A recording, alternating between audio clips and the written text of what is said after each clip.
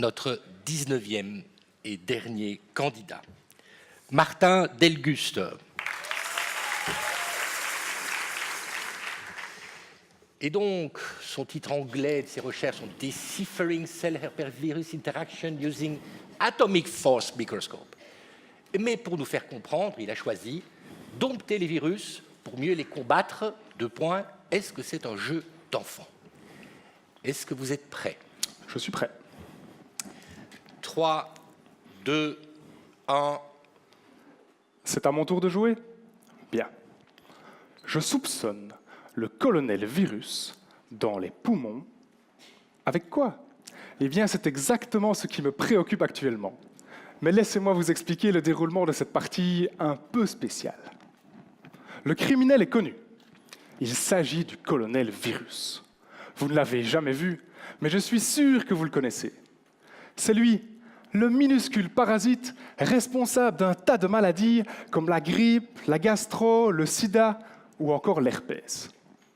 Le lieu dans lequel il commet ses méfaits est également connu. Ce sont nos organes, ou plus précisément nos cellules. Ce sont les petites usines qui assurent le fonctionnement de tous les organes. Ces usines sont tellement sophistiquées que le colonel Virus n'a qu'une envie: utiliser les machines qui s'y trouvent pour se multiplier et créer une nouvelle armée de virus. Et c'est ainsi, en prenant possession de nos cellules, que le colonel Virus engendre des maladies. Et vous savez quel est son premier méfait? C'est l'effraction.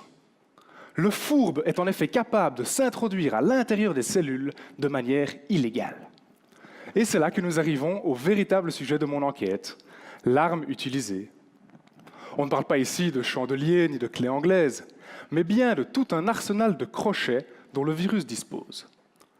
Ces crochets sont appelés glycoprotéines. Certains d'entre eux permettent au virus de s'attacher à la surface des cellules pour ensuite y pénétrer incognito. Mon rôle d'enquêteur consiste à déterminer précisément quels sont les crochets utilisés par le virus pour s'attacher. J'utilise pour cela un instrument nommé microscope à force atomique. Il me permet de simuler une effraction en contrôlant un seul virus à la fois. Pour ce faire, je dompte le virus en l'attachant à une laisse miniature et je le laisse s'approcher d'une cellule. Une fois accroché, et avant même qu'il n'ait le temps d'entrer, je tire sur la laisse et je mesure la force nécessaire pour détacher le virus. Ensuite, en enlevant un par un ces crochets et en comparant les forces mesurées, je peux déterminer quels sont les crochets importants pour l'attachement du virus.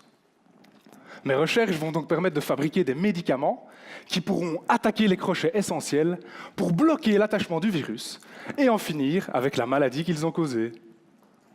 C'est de nouveau à mon tour? Bien.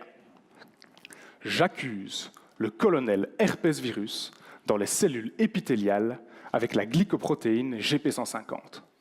C'est le résultat de la première partie jouée durant ma thèse. Et que le colonel reste sur ses gardes. Je ferai bien encore une partie ou deux.